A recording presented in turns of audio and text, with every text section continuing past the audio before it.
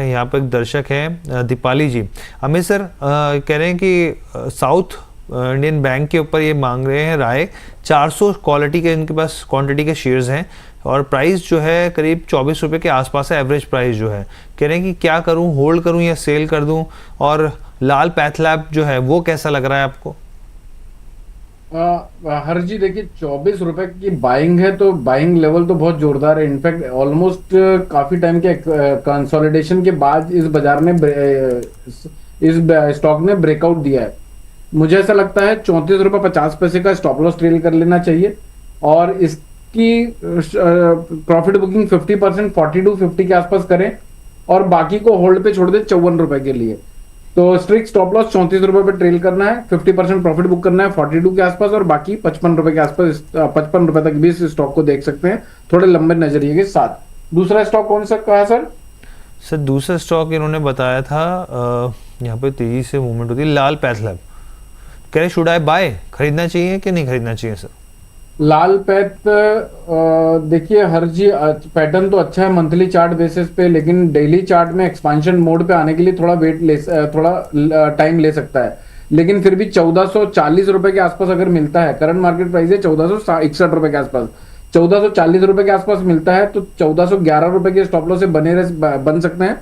1500 और 1500 की अगर ऊपर निकला तो यहाँ पर एक अच्छी रैली ट्रिगर हो सकती है जो 1600 रुपए और 1550 से 1600 रुपए तक एक्सटेंड हो सकती है। तो बाय है 1440 के आसपास बाय करिए, 1411 का स्टॉप लॉस और दिए हुए टारगेट्स तक आप होल्ड कर सकते हैं 1500 1550 तक। ठीक है, एक और दर्शक जो है उनका सवाल ले लेते हैं यहाँ पे। जतिन देव जी कह रहे हैं हर जी विलियम वाला जी good morning, I have MTR take जो है 3341 के जो है यहाँ पर क्वांटिटी 200 क्वांटिटी यहाँ पर, और साथ में अपोलो माइक्रो सिस्टम्स भी जो है ठीक है। अपोलो माइक्रो सिस्टम पर हम लोग अलग से चर्चा कर लेंगे, लेकिन मैम एक तो MTR टेक के ऊपर, टाटा केमिकल के ऊपर क्या सलाह रहेगी आपकी? देखो MTR टेक आज हम 23 अप्रैल 2026 में बात कर रहे हैं। अगर आपका नजरिया दिसंबर तक होल्ड करने का नहीं है तो उसको आज ही बुक करो, या फिर आपका ट्रेडिंग अब लगा लीजिए 5363 पर है। आपका ट्रेडिंग अब आप लगा लीजिए यहाँ पर 5000 इनफ है। और ये सबके लिए है क्योंकि बहुत सारे लोग MTR टेक में हो सकते हैं कि पहले से पोजीशन लो, कई बार रिकमेंड हुआ है, तो ये आज एक अपडेट है आप सबके लिए इंपॉर्टेंट।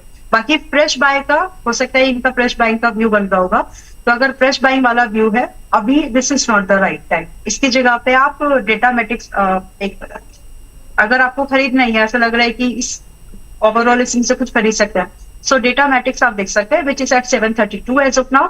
यहाँ पर रिस्क छोटा है, अपसाइड मूवमेंट मान लीजिए अभी 732 पे अगर आप खरीदोगे तो 650 का स्टॉप लॉस आप लगा के 810 900 950 ये टारगेट आप चेस कर सकते हैं। और ये स्विंग के लिए भी ठीक है, इन्वेस्टमेंट के लिए भी, मिड टर्म के लिए ठीक है क्योंकि रिस्क कंपेरेटिवली लोअर है। तो थोड़ा डिसीजन जिनको खरीदना ही है तो आप इसको देख सकते हैं। दूसरा स्टॉक इन्होंने कौन सा दिया था? दूसरा स्टॉक इन्होंने दिया था यहाँ पर क्योंकि तेजी से टाटा केमिकल्स मैम 651 जो है क्या कहते हैं इनके पास जो भाव है, और 1000 शेयर्स ले रखे हैं शायद इन्होंने। ओके, तो टाटा केमिकल्स में बने रहने की सलाह है फिलहाल के लिए। रही बात आपकी बाइंग, ठीक है अभी आप फिलहाल बने रहो, और इस बीच में आपको टारगेट के तौर पर जो देखना है 750 810 800 750 800 देन सीधा 900 एंड उसके बाद 1000। बहुत बड़े टारगेट साउंड कर रहे होंगे, इतने बड़े टारगेट्स आ जाएंगे क्या? बहुत चांसेस है। तो जितनी ज्यादा रिक्वायरमेंट आपकी फर्टिलाइजर इंडस्ट्री की बढ़ जाएगी, होता है ना उसको, चलो फिर कभी बात करेंगे, टाइम थोड़ा सा लिमिटेड है तो, लेकिन इसमें इतना पॉसिबिलिटीज है। तो सेकेंड टारगेट के बाद ट्रेलिंग करते हुए थर्ड एंड फोर्थ को चेस करना, ऐसे ही नहीं आएंगे, वो टाइम लगेगा उसको, तो ट्रेलिंग जरूर कर लीजिएगा। रही बात आप अभी होल्ड करके जरूर जा सकते हैं, you got to maintain stop loss at 630 at least, और कल परसों मंडे तक बाय मंडे अगर आपको एक बार 670 670 अगर मिले तो वहां पर एडिशन करने की थोड़ी बहुत 5-10% जो भी आपको कंफर्टेबल लग रहा हो एडिशन करने की गुंजाइश रखना। ठीक है, अब हम लोग अगले सेगमेंट की तरफ बढ़ते हैं, लेकिन हालांकि टाटा केमिकल्स के ऊपर यहाँ पर जो है हमने स्क्रीन पर शेयर भी कर दिया।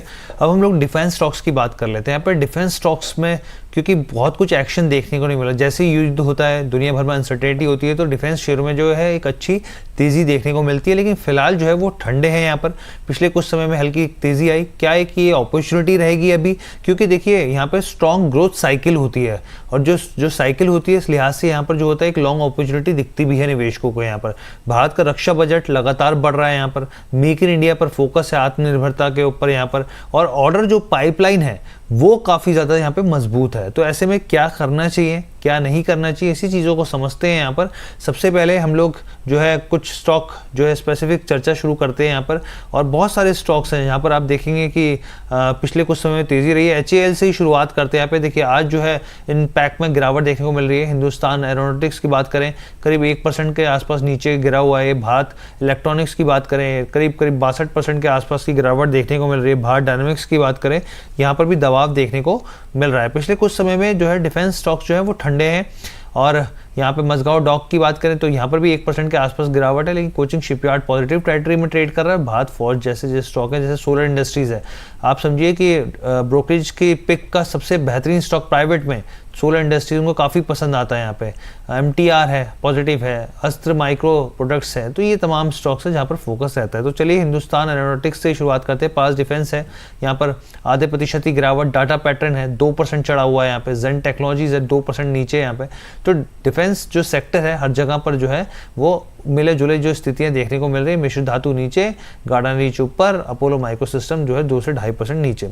सबसे पहले अमित सर आपका डिफेंस सेक्टर पे व्यू और हिंदुस्तान एरोनॉटिक्स के ऊपर। आप ये समझिए कि देश की सबसे पुरानी बड़ी एरोस्पेस कंपनियों में से एक है, सरकारी कंपनी है। एस्टैब्लिशमेंट 1940 के आसपास हुआ था। काफ़ी पुरानी कंपनी, डिज़ाइन करती है, डेवलपमेंट करती है, मैन्युफैक्चरिंग करती है, एयरक्राफ्ट को लेके, हेलीकॉप्टर्स हैं यहाँ पर, वो बहुत सारी चीज़ें हैं।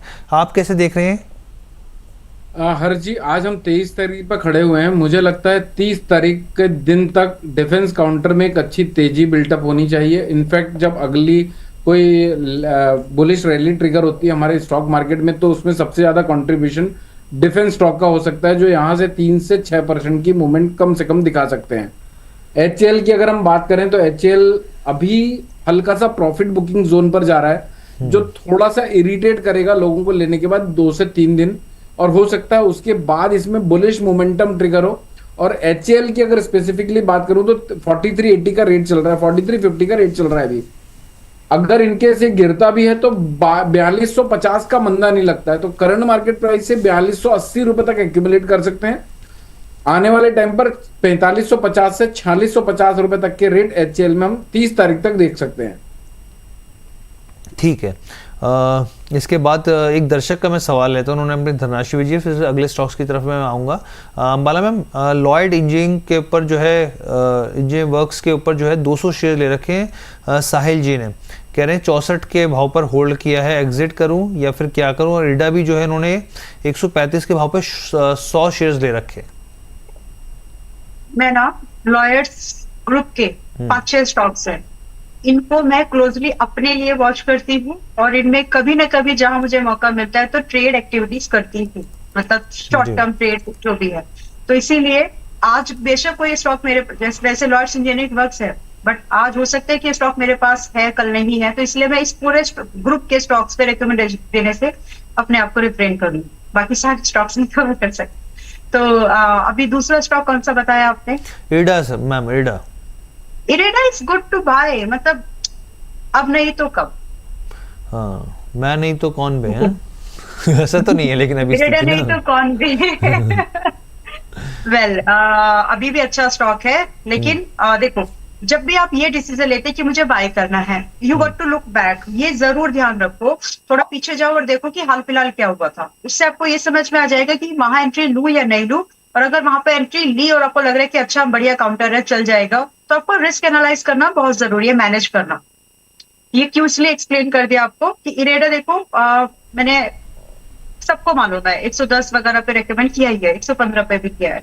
सो from there it is like 20%, 25% up so far as of now at the current price itself. लेकिन इतनी सी एक्सपेक्टेशन नहीं है इरेडा से हमारी। मेरी जी। एक्सपेक्टेशन इरेडा से एक्चुअल वाली स्टार्ट होती है 150। ये तो शॉर्ट टर्म टारगेट थे, वो जो 130 का था ना, it got done, short term था वो, मतलब स्विंग वाला। लेकिन अगर आप बात करें कि इरेडा में दमखम कितना है, it gonna start with 150 and up to 200। अब आप इसमें बीच में चाहें तो एक ब्रेक ले सकते हैं, 150, 170, देन 200, बट ये लेने लायक रिस्क है। आप जितना भी आप इसको इन्वेस्टमेंट ट्रेड मत करना जी। जितने भी आप इसमें इन्वेस्टमेंट प्लान कर रहे हैं, उस पूरे इन्वेस्टमेंट का अभी के लिए स्टॉप लॉस आप रखो 115 का, 115 का। और जैसे ही आपको 150 के ऊपर ब्रेकआउट मिल जाए, तब नया मूवमेंट शुरू होगा और आपका स्टॉप लॉस शिफ्ट कर लेना 125 पर और आराम से होल्ड करो, आएगा। मतलब हो सकता है 3 महीने, हो सकता है 1.5 साल, जो पूरे टारगेट्स दिए हैं। 200 की बात नहीं कर रही, लेकिन अच्छा काउंट कर रहे हैं, अब नहीं तो कब, ऐसा है, इसलिए बाय करके चलो। ठीक है। अच्छा मैम, अब अमित सर का ये कहना है कि 30 तारीख के बाद जो है वो इसमें डिफेंस स्टॉक्स में जो है तेजी बनती हुई दिख सकती है। HL के भी इन्होंने टारगेट बताया। एक तो मैं डिफेंस स्टॉक्स के ऊपर, डिफेंस के ऊपर आपका नजरिया समझना चाहता हूँ, क्योंकि काफ़ी समय से यहाँ पर जो है ठंडापन देखने को मिल रहा है। दूसरा भारत डायनामिक्स, ये जो स्टॉक है, क्योंकि सरफेस टू एयर मिसाइल के मामले में इसका कोई तोड़ नहीं है। यहाँ पे ज़बरदस्त है company, air tank guided missile जो है बड़ी अच्छी अच्छी चीज़ें बनाती है यहाँ पर। आप कैसे देख रहे हैं भारत डायनामिक्स को, और कब तक जो है वापस तेजी लौटती दिख सकती है डिफेंस शेयरों? ओके, तो पहले तो मैं डिस्क्लोजर दे दूं आज ही, मतलब मैं आपसे बात कर रही हूँ और जब थोड़ी देर में ऑफ स्क्रीन जब थी, मतलब जब बात नहीं कर रही थी, बाकी सब लोग अपना व्यू रख रहे थे, उसी समय मैंने अपने डिफेंस ETF से प्रॉफिट बुक किया है। क्योंकि कुछ में 10% ETF की बात कर रही हूँ, कुछ में 10, कुछ में 12, कुछ में 15% इस तरह से बन रहा था। मैंने शॉर्ट ETF की बात कर रही हूँ, पारस डिफेंस, आइडिया फोर्ज की नहीं, वो अभी भी है। वहां से मैंने अपनी पोजीशन हल्की करी है, क्योंकि मेरे पोर्टफोलियो का वेटेज था 30% डिफेंस में, क्योंकि मुझे शॉर्ट टर्म, तो मैं एक समय की बात बता रही हूँ आपको। तो आज मैंने वहां पर अपनी पोजीशन हल्की इसलिए की है, क्योंकि टेक्निकल चार्ट पर जब मैं इसको देख रही हूँ, तो मुझे शॉर्ट टर्म में छोटा सा एक डिप दिख रहा है। लेकिन जो बाकी स्टॉक्स है, अगर मेरा व्यू, मैंने इसलिए ये बात एक्सप्लेन किया कि पोर्टफोलियो का 30% डिफेंस में लगा हुआ था, तो इसीलिए आपको एक्सप्लेन किया है कि मैंने अपनी पोजीशन प्रॉफिट में हल्की की है, बेरिश नहीं। और रही बात स्टॉक कौन से चूज करने हैं, वो आपकी पसंद के अभी भी हो सकते हैं, मौका अभी भी है आपके पास में। यू कैन एक्सपेक्ट, अभी जैसे डिफेंस इंडेक्स आपका 8,900 चल रहा है, यहाँ से हो सकता है 8,500, 8,600 आ जाए। वहां पर फ्रेश लॉन्ग आपकी पसंद के स्टॉक में फिर से बना सकते हो। इट डिपेंड्स कि आपका अगर 1-2 महीने वाला ट्रेड एक्टिविटी करते हो तो वाई डिफेंस ओनली, और भी काउंटर्स है डिफेंस में, तो आपको कामली आपको इन्वेस्टमेंट करना है ना। अगर आपका ये व्यू क्लियर है तो आप इसको बाय एंड होल्ड कंडीशन करके जा सकते हो।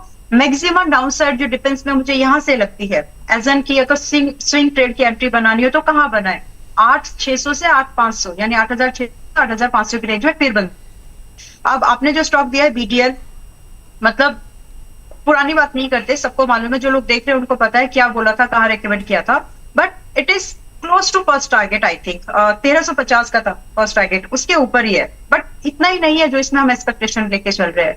आप आराम से अगर आज बाय करते हो, अभी बोला कुछ काउंटर्स, 3 सेक्टर ऐसे चूज कर लो आप, जिसमें कि डिफेंस रहेगा, बैंकिंग रहेगा, एंड आपका दूसरा सेक्टर आपका एनर्जी। इन 3 सेक्टर्स में ट्रेड करने से बचो, इनमें इन्वेस्टमेंट करो।